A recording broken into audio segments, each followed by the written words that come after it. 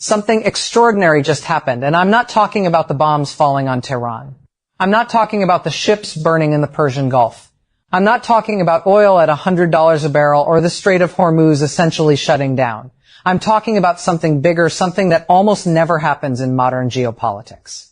The United States of America, the most powerful military machine on this planet, just went to war and almost nobody showed up with them. Let that sink in for 1 second. Not Saudi Arabia, not the UAE, not Qatar, not Spain, not France, not the United Kingdom, at least not offensively. All of these countries, longtime partners of Washington, some with decades of defense agreements, some with American bases on their soil, all said some version of the same two words, count us out. What you are watching right now in real time is not just a war with Iran. It is the fracture of America's global alliance structure in a way that we have not seen in a generation, maybe longer. What is incredible is that Washington's response has not been diplomacy. It has been threats, raw, naked, publicly broadcast threats against allies. That is the story. That is what this breakdown is about. And by the time we are done, you will understand not just what happened this week, but why it matters for every country, every economy, and every person who fills up a gas tank or buys groceries. Stay with me because this gets significantly more explosive before it gets clearer. If you are not yet subscribed to Not Ready channel, hit that button right now. This story is moving fast and you are going to want to be here for every update. Let's go back, not years, not decades, just a couple of weeks to February 28th, 2026. That is the day United States and Israeli forces launched what the White House called Operation Epic Fury, a series of coordinated strikes on Iran, including its capital Tehran, targeting ballistic missile infrastructure, naval capacity, proxy networks, and nuclear-adjacent sites. Supreme Leader Ayatollah Ali Khamenei was killed in those opening strikes. That moment, that is where this began. And here is the thing the mainstream coverage keeps missing. Before those strikes were launched, Washington did not consult its allies in the Gulf. It did not call Riyadh, did not brief Abu Dhabi, did not sit down with Doha. The United States and Israel went ahead. And the Gulf states, the countries that live next door to this war, the countries whose cities would immediately face retaliation, whose airspace would be contested, whose oil infrastructure would be targeted, found out the same way the rest of the world did, on the news. So when Iran's missiles and drones started hitting Saudi Arabia, hitting the UAE, hitting Bahrain, real strikes on Gulf infrastructure, including the Sheba oil field, one of Saudi Arabia's most critical revenue assets, and Bahrain's Babco oil refinery, which declared force majeure. These countries were not just being asked to join a war, they were already being punished for a war they never agreed to fight. And Washington's response to this was threats. That is the stage. Now let's get into it properly. Announcement number 1.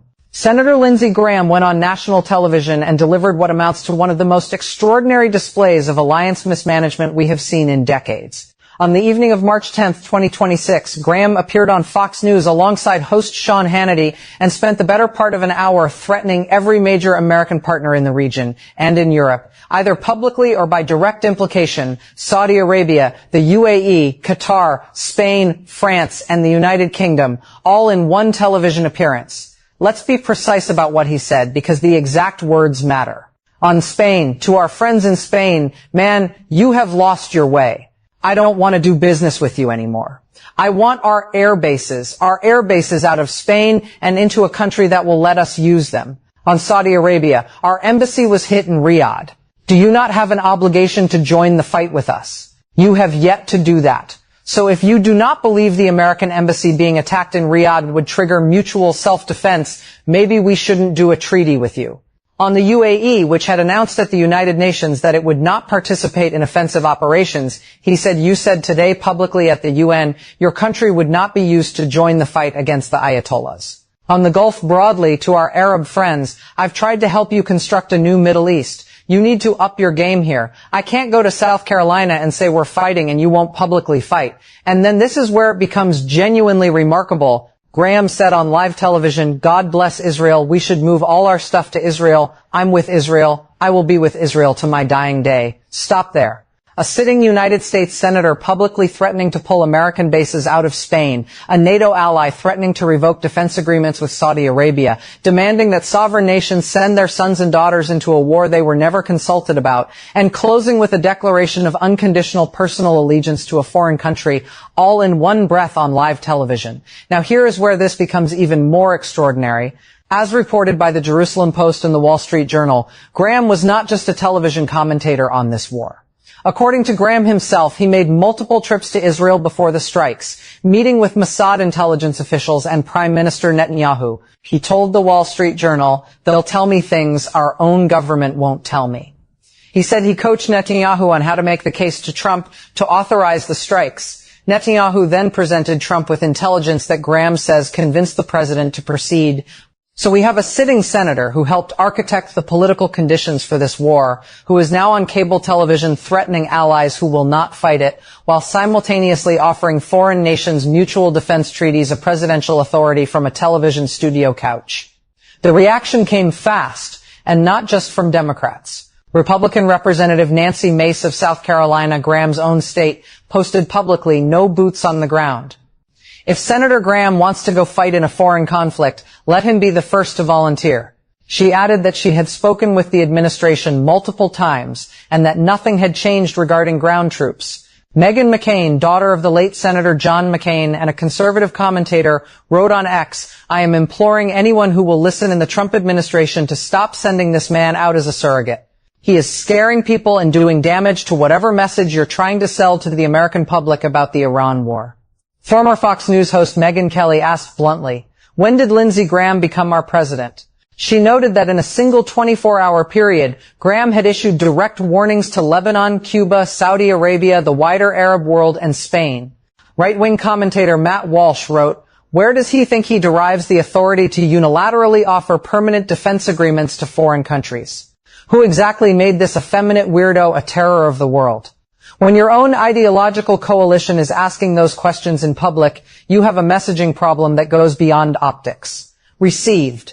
Announcement number 1, received. Announcement number 2, the Gulf states are not just declining. They are actively blocking Washington's military objectives, and they are saying so publicly, on the record, at the United Nations, and through major business figures who carry significant weight in regional politics. As confirmed to Middle East Eye by a U.S. official, Saudi Arabia has blocked American access to its bases for offensive operations. Not rumor, a U.S. official confirmation. Riyadh allows defensive postures, nothing offensive, period. Iran's Foreign Minister Araghchi stated publicly that Saudi officials were fully committed to not allowing their territory, waters, or airspace to be used against Iran. Let that settle. Iran's foreign minister publicly confirming what Saudi Arabia had pledged to Iran, not to Washington. The UAE's announcement at the UN that it would not join offensive operations was followed by the Saudi Foreign Ministry issuing a statement saying the kingdom affirms that it retains its full right to take all necessary measures to safeguard its security, sovereignty, and the safety of its citizens and residents. Note what that says. It does not say, and therefore we stand with our American partners. It says we will protect ourselves unilaterally as we see fit. Now here is where you need to pay close attention. An Emirati billionaire named Khalaf Ahmad Al-Habtoor, one of the most influential businessmen in the UAE, a country that includes both Abu Dhabi and Dubai, published a public statement responding directly to Graham's remarks. This is not a fringe voice. This is a figure with deep connections to UAE leadership and business circles. And what he wrote tells you everything you need to understand about why the Gulf is sitting this war out. Al-Habtoor wrote that the Gulf states know exactly why they are under attack. He wrote that they also know who dragged the entire region into this dangerous escalation without consulting those he calls his allies in the region. He called the American decision-making hasty and said the war was imposed on us as a result of conflicts between powers vying for influence in this region. He was direct about the framing. In this scene, Iran, Israel, and the United States all move according to their own interests, not according to the interests of the people of the Middle Eastern Arab countries. He said, "The Gulf states value the lives of our sons, and we do not treat their souls as collateral damage as some do."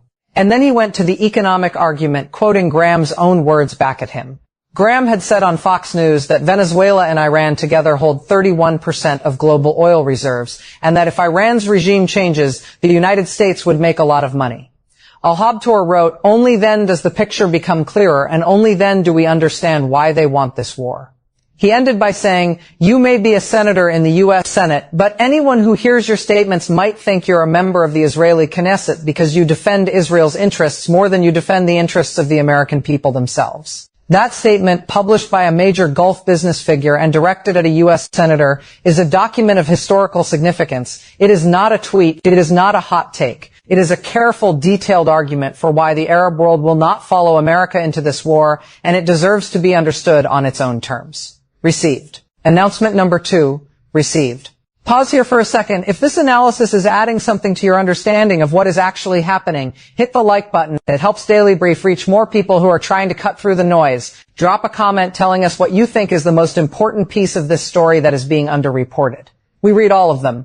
Announcement number 3. This is the one that nobody is connecting correctly, and it is the one that, if you follow its implications, changes the strategic picture fundamentally. Russia is actively providing intelligence to Iran right now against American forces. As reported by NBC News, based on 4 sources with direct knowledge, Russia has been sharing intelligence with Iran on the location and movements of American military assets in the Gulf region. That reporting was subsequently confirmed by additional Western officials. UK Defense Secretary John Healey told reporters publicly, "I think no one will be surprised to believe that Putin's hidden hand is behind some of the Iranian tactics and potentially some of their capabilities as well." Iran has fired more than 2,000 Shahed drones across the Middle East since the war began on February 28th. As reported by CNN, Russia has been helping Iran specifically with drone tactics developed and refined through Russia's use of those same drone designs against Ukraine. The expertise that was built up in years of drone warfare over Kiev and Kharkiv is now being deployed in the Persian Gulf against American assets. Ukrainian President Zelensky, who has been offering Ukrainian drone counter expertise to American forces, stated publicly that Russia was helping Iran not just with unmanned aerial vehicles, but also with missiles and air defenses. Think about that dynamic for one moment. Ukraine is helping the United States counter Iranian drones. Russia is helping Iran deploy them. This is a proxy confrontation playing out inside a larger war, and Washington appears to be only partially aware of the depth of it. Here is what makes it extraordinary. When Trump was asked directly on March 13th in a Fox News radio interview with Brian Kilmeade whether Putin was helping Iran, Trump said, "I think he might be helping them a little bit." Yeah, I guess, and he probably thinks we're helping Ukraine, right? That is the President of the United States describing confirmed intelligence that an adversary is helping target his own troops as a reasonable symmetrical exchange. They do it, and we do it in all fairness. And then on the same day this story was developing, the White House began discussing lifting sanctions on Russian oil. Treasury Secretary Scott Bessent said on Fox Business, "We may unsanction further Russian oil." Let's trace this sequence plainly.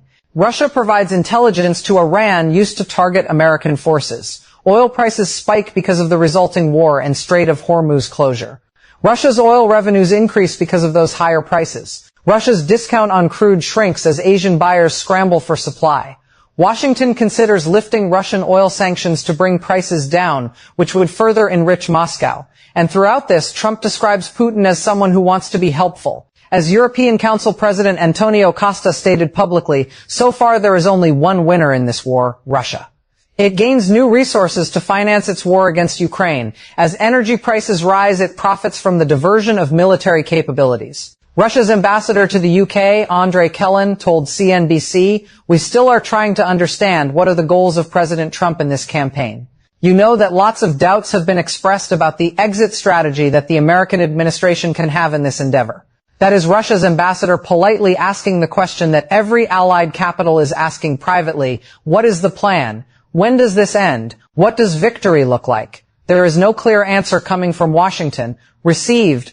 Announcement number 3, received. Now let's make this concrete. Let's talk about what this means for the global economy and for regular people, because that is where geopolitics either becomes real or stays abstract. The Strait of Hormuz is not a concept. It is a narrow stretch of water, roughly 21 miles wide at its narrowest point between Iran and Oman. On a normal day, roughly 20% of the world's oil passes through it. 20% of global supply all at once through one choke point. As reported by the International Energy Agency in its most recent monthly report published this week, the war has created what the IEA called the largest supply disruption in the history of the global oil market. The agency has now coordinated the release of 400 million barrels from strategic reserves across 32 member countries.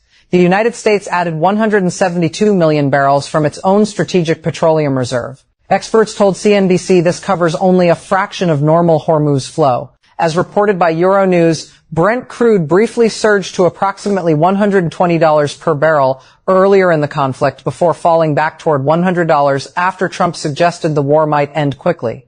Those statements did not hold. As of this week, Brent is trading just above $100 per barrel, up sharply from around $60 in mid-February before the war began. West Texas Intermediate, the American benchmark, was trading just under 90. Spokesperson Ibrahim Zulfikari of Iran's military command told state media, "Get ready for oil to be $200 a barrel because the oil price depends on regional security, which you have destabilized." According to Reuters, reporting confirmed across multiple outlets that threat is not purely rhetorical. The IRGC announced that any vessel linked to the United States, Israel, or their allies attempting straight transit would be considered a legitimate target. Shipping traffic has ground to a near halt. As reported by Al Jazeera, at least 5 tankers have been damaged, 2 crew members killed, and approximately 150 ships are stranded around the strait. As reported by Time magazine, the cascade effects extend far beyond oil. Urea prices, the most widely used nitrogen fertilizer, have risen 35% since February 28th. Roughly a third of the world's urea transits through the Strait of Hormuz. Gulf states produce nearly 49% of global urea exports and 30% of global ammonia exports, according to analysis by American Farm Bureau economists. If ships cannot bring fertilizer to the market, farmers may use less of it, reducing crop yields and increasing food costs. That is not a prediction. That is already beginning. Around 8% of the world's aluminum is produced in the Persian Gulf due to the region's energy abundance. Aluminum smelters in Qatar and Bahrain have paused shipments. Aluminum prices are at their highest in nearly 4 years. That directly affects the cost of vehicles, aircraft, construction, and consumer electronics. Helium, a byproduct of natural gas processing critical for semiconductor manufacturing and medical imaging, is at risk of supply disruption. When semiconductor supply is disrupted, the cost of iPhones, laptops, and defense electronics rises. As reported by CNBC, the national average price for regular gasoline in the United States stands at $3.57 per gallon as of midweek. Analysts project that it could exceed $5 if the blockade persists. That is not a Wall Street abstraction. That is every commute, every grocery run, every heating bill, and here is the thing that the White House has now essentially acknowledged. There is no economic policy fix for this. As CNBC reported from a senior administration official who spoke on condition of anonymity, we expect these prices to come down significantly once the war is complete. The only path to lower energy prices is ending the conflict or reopening the strait by military force. Everything else is delay. The administration can release reserves, waive sanctions, talk to allies, but until the strait is open, the market does not believe the problem is solved. This is a problem Trump cannot negotiate his way out of. The tariff playbook does not apply here. The sanctions leverage does not apply here. This is a military problem with a military solution at a cost that nobody has clearly articulated to the American public. Now let's look at the full chessboard. Every actor, every interest, every calculation. What does Iran want from all of this? Iran is not trying to win a military confrontation with the combined force of the United States and Israel. That is not the play. What Iran is doing is making the war too expensive to continue. Every day the strait stays closed. The global economy pays. Every day oil stays high. The domestic political cost to Trump grows. Every ally that declines to join the coalition is a data point that Washington is increasingly isolated. Iran's strategy is not to survive the bombs. It is to make the bombs politically unsustainable. Iran's new supreme leader, Mojtaba Khamenei, son of the Ayatollah killed in the opening strikes, said in his first public statement since being appointed that the Strait of Hormuz must remain closed as a tool to pressure the enemy, and that all U.S. military bases in the Middle East should be closed immediately, warning they would be targeted. As reported by NBC News, oil prices traded sharply higher immediately following that statement.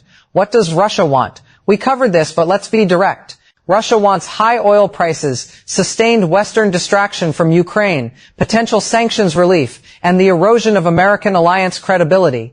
It is getting all four simultaneously. European Council President Costa said it plainly. Russia is the war's first winner. What does China want? This is subtle but important. China imports approximately 70% of its oil through the Strait of Hormuz, according to the U.S. Energy Information Administration. In the short term, the Hormuz closure hurts China economically, but in the medium term, China benefits from deepened Gulf state dependence on Beijing as an alternative to Washington for security guarantees. As reported by Kepler, China will likely deepen reliance on Russian crude as Gulf supplies are disrupted, further entrenching the Russia-China energy relationship.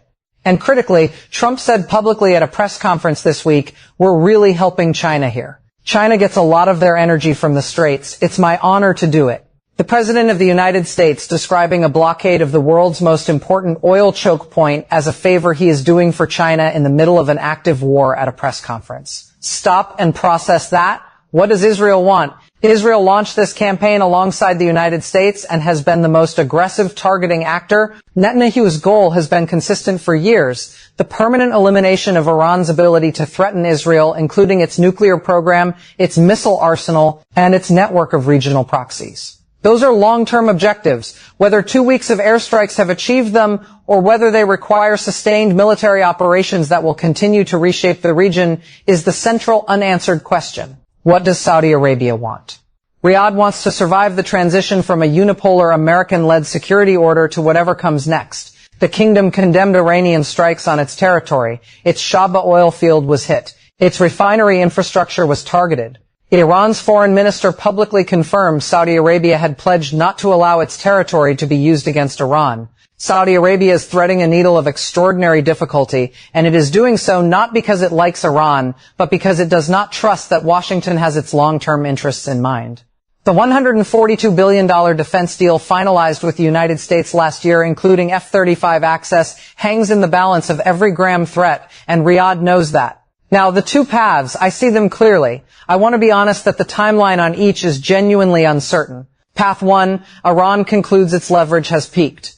The military damage is serious. The new supreme leader, only just appointed, needs to demonstrate he can protect the regime without presiding over its complete destruction. France, China, and Russia, all of whom have reached out about ceasefire conditions, per Iranian Deputy Foreign Minister Garib Abadi. Speaking on state television, broker of framework, the United States accepts a deal that allows it to claim victory on nuclear objectives while Iran retains governmental continuity.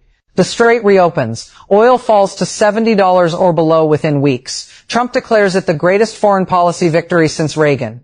The alliance fractures get papered over. The structural questions go unasked. Condition required.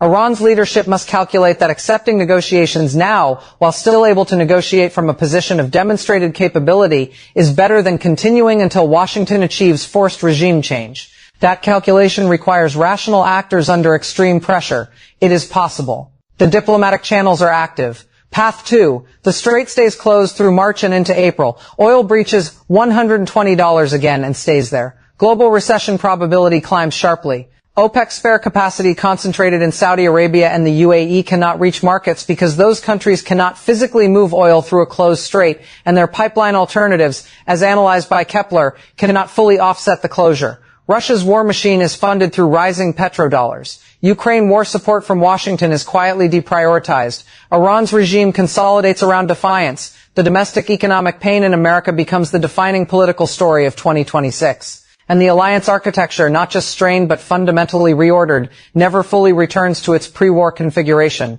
I think path 2 is the more likely path for the next 2 to 3 weeks. I hope to be wrong.